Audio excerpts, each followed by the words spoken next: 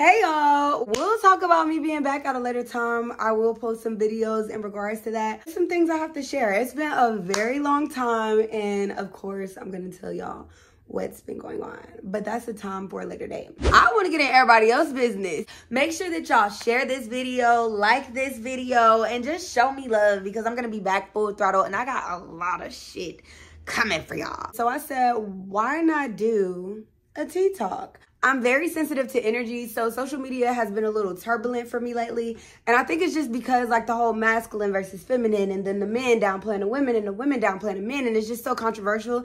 So I do like to like tap into tea, but I try to stay off of like social media in regards like to leisure. If I'm doing it, it's solely for like content, or I'm literally studying the population of people, like the masses, and trying to see where their mind is, because I feel like people's minds are so obscured right now. I think that's the word. I'll edit this out if it's not. Okay, and y'all like the hair, it's giving. So let's start. I woke up this morning and I seen something about DDG and Halle, seeing that they broke up.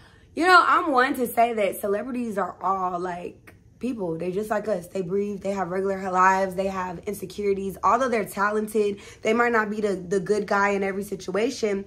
But it threw me out because he went and he announced it on social media, which is cool. I mean, if you were doing it for social media, I would see why you would went straight to social media. But it just gave, we want to talk about masculine and feminine roles. That kind of gave feminine, especially this isn't just like a girlfriend. This is the mother of your child. To continue to collaborate with this person for a lifetime.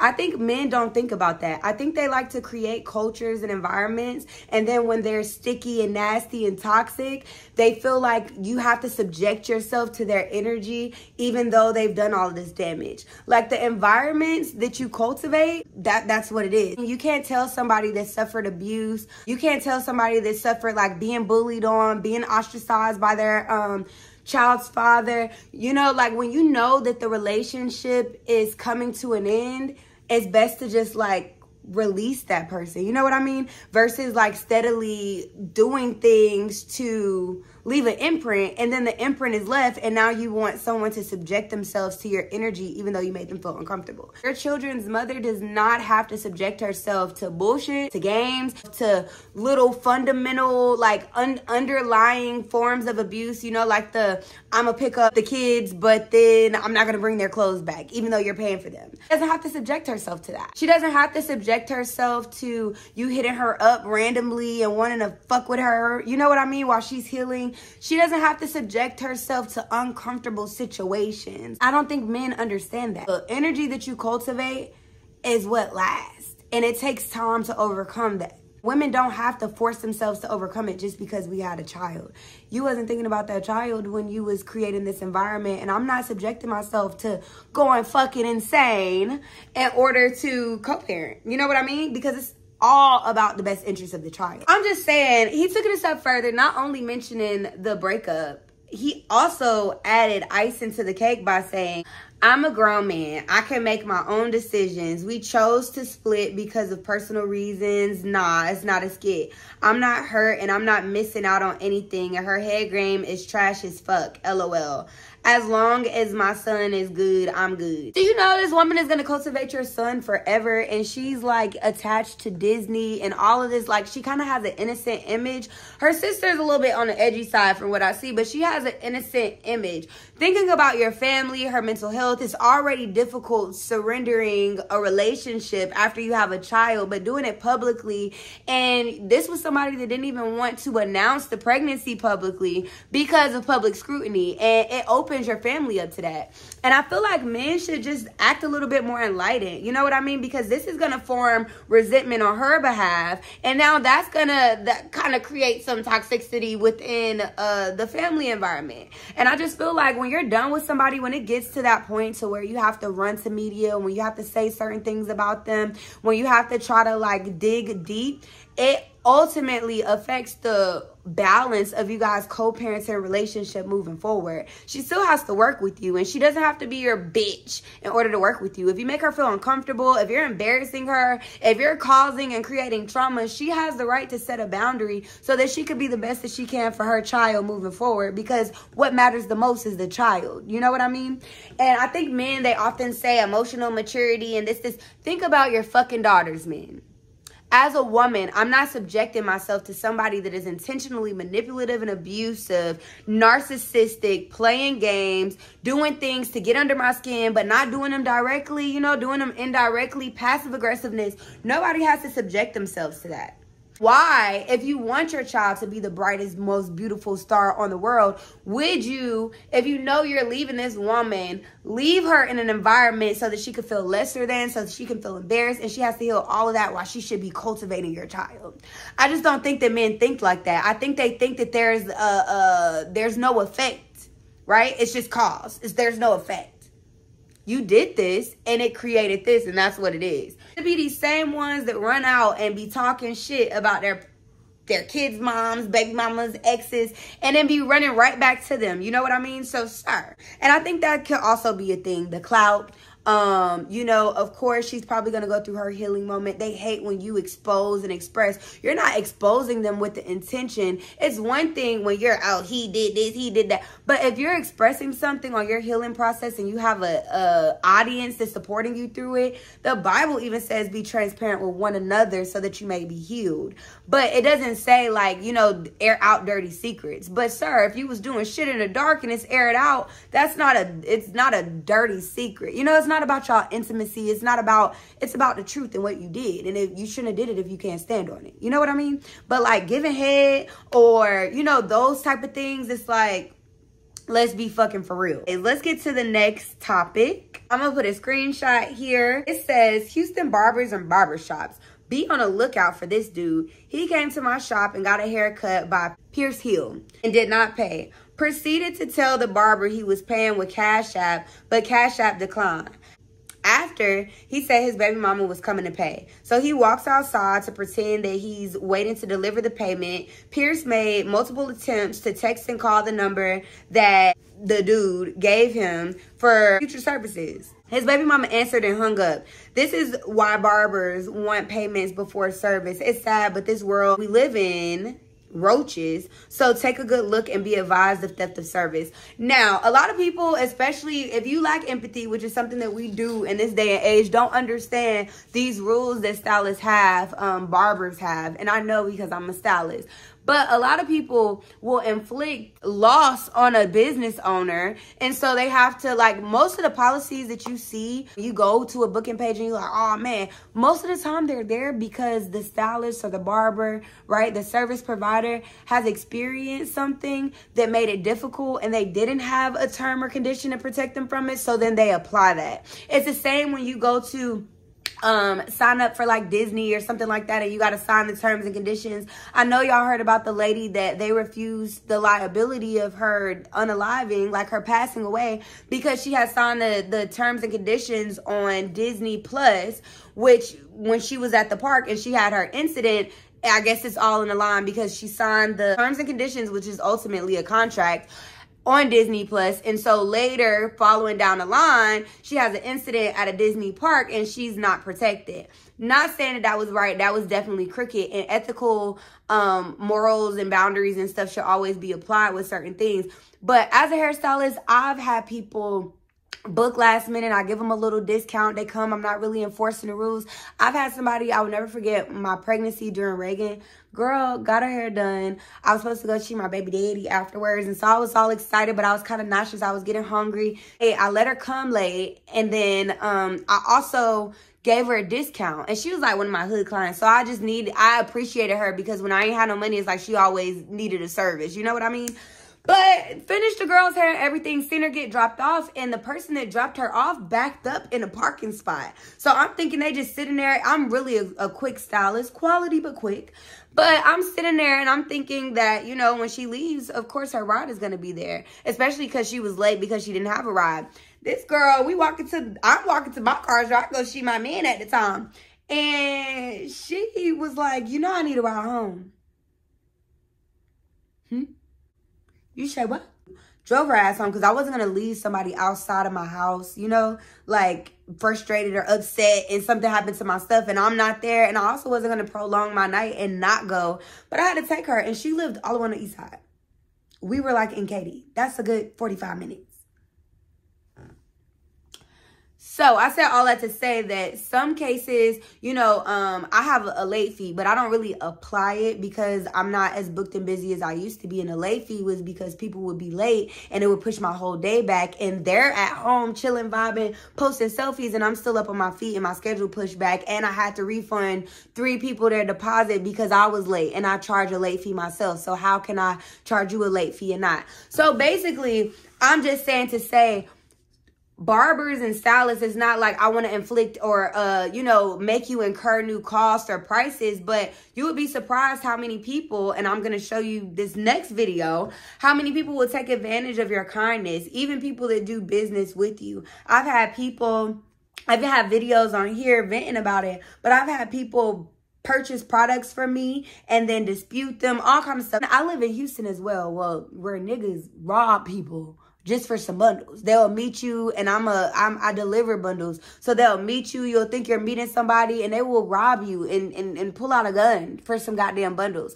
So you're paying in advance for your bundles, and some people be like, well, I won't pay for it. If you think I'm a scammer, don't do business with me. But what I'm gonna say is if I meet you for some bundles, I'm only gonna have your bundles on me. If you rob me, it's gonna be something that you already paid for. Period. And that's a safety thing. So you just got to think that a lot of these, you know, these businesses, they're small businesses and they're learning during trial and error. And trial and error for a small business is expensive. Just be mindful that all like hairstylists and barbers aren't trying to make it challenging or to spend your money in advance. But it's some tacky ass people out here that don't have morals.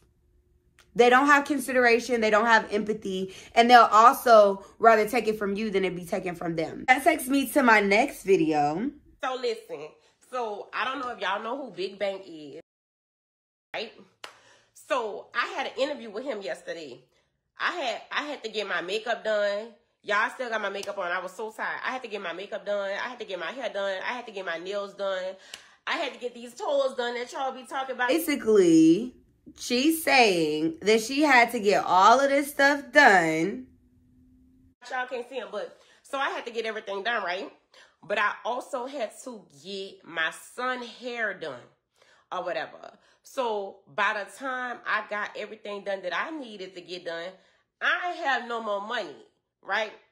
So I texted my son hairstylist and I was like, hey, I said, listen, is it okay if I pay you next month for my son's hair? Because, you know, after I had to get myself together, I'm short on funds. Now, y'all tell me if I'm wrong for that. And I told her straight up, I said, to me, it ain't that deep. You could use money from your other clients. What you need my money for? You don't need my money. You got other clients. Use their money for whatever you got to do.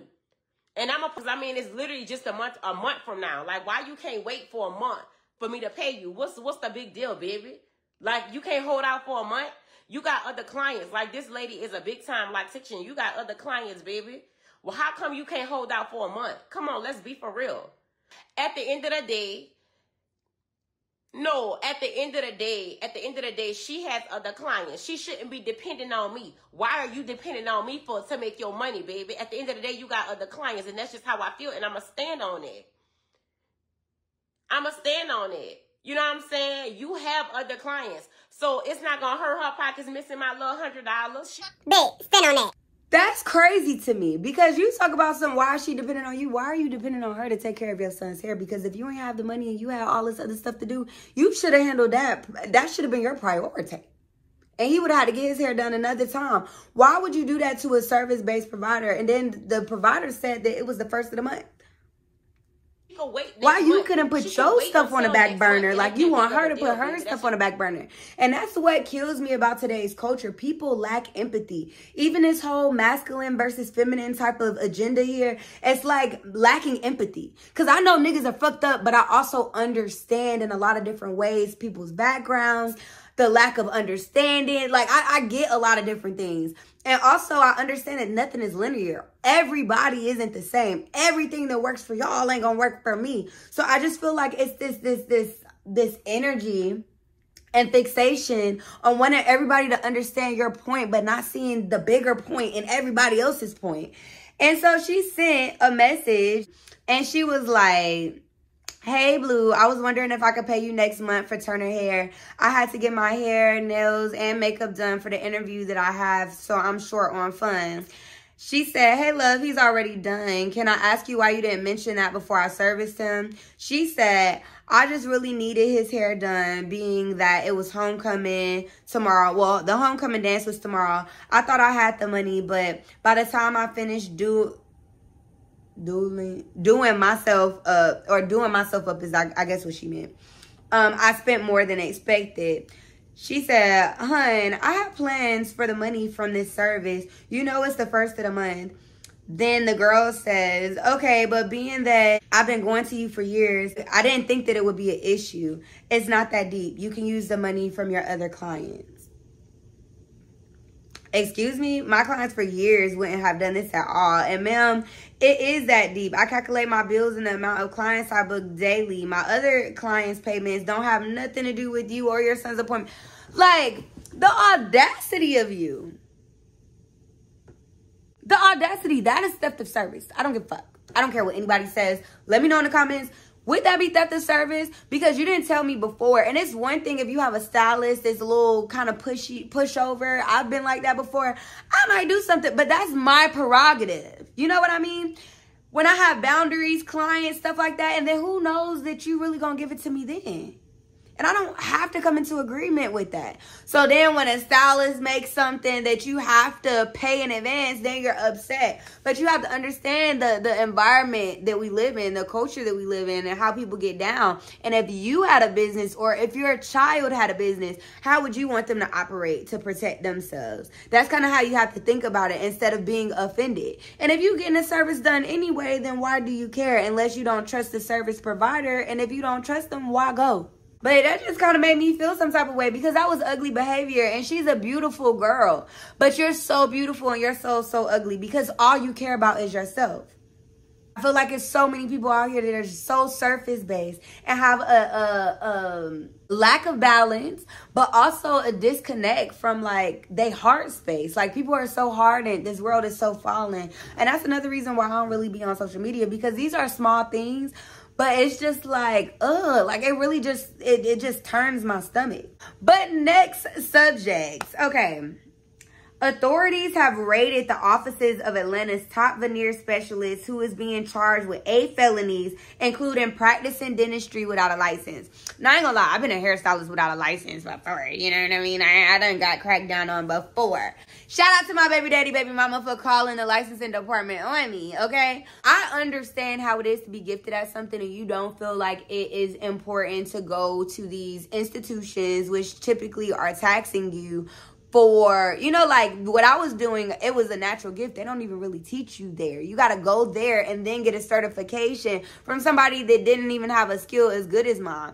But dentistry, if you in my mouth, if you're in my body, if you're like, I was like, I understand, like hair, right? If you're not like cutting, dyeing, for me, I understand. If you don't understand, drop it in the comments. Let me know. I understand like chef, like culinary school. Not, you can just have a gift with doing that. But you, veneers in people's mouth, decay, gums, like that, you gotta know a little something, you know? You gotta know a little something. Got an update on it. And it says Atlanta veneer tech dealer was charging $6K for training on the art of doing composite veneers yourself. Sir, as much as I love to hustle, because he had a lot of good reviews and obviously he's teaching, he was doing his thing. But that's something, when, especially if you're doing it like on a low scale, take your ass to dentistry school. Go to dentistry school. Just go. And I know it takes some time. You know what I mean? Or go do grills. Find an alternative. But selling this to others, and then I'm pretty sure, you know, these gurus online, they tell you all this stuff, like the girls is doing lashes around your eyeball. They tell you don't got to be licensed. You don't have to do this. You don't have to do that. They're selling you a product. You still got to do your research because this man is not accredited. I don't know. What do you think? Would you let him do your teeth? I seen some people, I see the energy shift. Like I told y'all, I study energy. So when I seen the first post, it was like, hell no, that's crazy. Take his ass to jail. But when they seen the post about him charging the $6K, now people are like, oh, damn, don't get that man out of jail. Just send him to school or whatever. But what do you think? Because I know I got a tooth right now that I need a root canal. And it's no joke when you have mouth pain, your mouth is swelling, infections pass, abscess teeth. Like you're cutting people's teeth down. These are permanent services. I don't know. You tell me. Then I see the government / FEMA will be giving $750 to individuals affected by the devastation caused by Hurricane Helene. No offense to them, right? Because y'all went through it, okay? Houston went through it during Hurricane Beryl as well. Maybe not like that. Which some of us didn't get our $750. It was very difficult. It was very challenging, okay? I ain't even feel like fighting for it. That's $750. Everybody that needs it isn't gonna get it because again, people who lack empathy. It was people in Florida trying to get the FEMA for Houston. People gonna be scammed. Everybody's not gonna get that $750. And it's unfortunate because the losses that you take. I spent $500 on rooms during the Hurricane Beryl and didn't get it back. I thought I was gonna get it back, had the receipts and everything, and did not get it back. And I'm upstairs. It was hot as hell. No AC. And I got other stuff going on here too. You know what I mean? So I don't know. All of these hurricanes and stuff like that, it's a bit crazy to me. And I just, you know, a lot of it makes me just think of the end of times. I was raised in the church and I think about all of the stuff that's going on right now, and it's ridiculous. It's a little scary, but all I could say is everybody just needs to get in a mode of preparation. If you could budget, if you can get your mind right, your body right, your soul right, your relationships with your kids right, because it's just something about the time right now. And let's not mention all this karma that's about to backfire, but we'll talk about that later. Y'all know it's spiritual. All right, and the last topic we're going to talk about is what is this marriage is sex work conversation? I literally just heard about it. I didn't even finish the video, which may be a little bit ignorant to post the video and not really, but it's just triggering. Why does everybody feel like their opinions have to be like a philosophy? You know, like I'm talking to you right now as far as like we're communicating. I want your feedback, but I'm not feeding you something as law or trying to formulate a hypothesis from something that makes absolutely no sense. No sense. Marriage is sex work for people. Remember, there's nothing that is like linear. There's multiple different ways. Somebody goes into a marriage with the intention of like putting it on them, doing that. Like it could be. But I think people fail to realize what a quality woman, how much a woman brings to the table. It ain't about 50-50 beyond finances. A man, to me, is supposed to offer protection and provision. A woman, he provides the structure and protects the structure. The woman builds up the structure and nurtures the structure. So she decorates, she heals the household, she cleans, she keeps it updated. She lets him know when things are breaking, because if she don't tell him, he damn sure won't know, because he's not the one cooking, cleaning, doing, you know what I mean? It's a balance, and I just feel like it's just this energy of I'm the best, I'm the best. It's a partnership. So yes, if you're going into marriage with impure motives, and it can be anything that you want it to be. Marriage could be a scam. I know somebody that married an immigrant just to get the money while living with their family. Tell y'all about that later. So marriage can be whatever you make it. But I just feel like people are so concerned about like the negative aspects. If you don't want that, then why are we talking about that? If you want a marriage, just fixated on an equal balance. If 50-50 works for you, if 80-20 works there, if he pay everything and you do everything on the side within the house, if you still work and he still work, but he pay all the bills and you put the money in the safety net, whatever works for you. Why does it have to be a one thing for everybody? If being in a poly relationship make y'all happy, do it. But that might not work for them. So why is everybody announcing everything like it's a law? It's not. I think it's just this desire for engagement. Like, I'm gonna tell it like it is. And I'm gonna include myself, and I'm gonna reflect, and I'm gonna, you know what I mean? But it's just like people doing the most bizarre shit for engagement. Okay, but I could go on all day, but I do want to keep the content a little short as we begin. I want y'all to let me know how y'all enjoyed everything. If y'all are happy that I'm back, make sure that y'all share this video, like this video, and just show me love because I'm going to be back full throttle and I got a lot of shit coming. But I love y'all and I hope everybody has a beautiful day. Bye.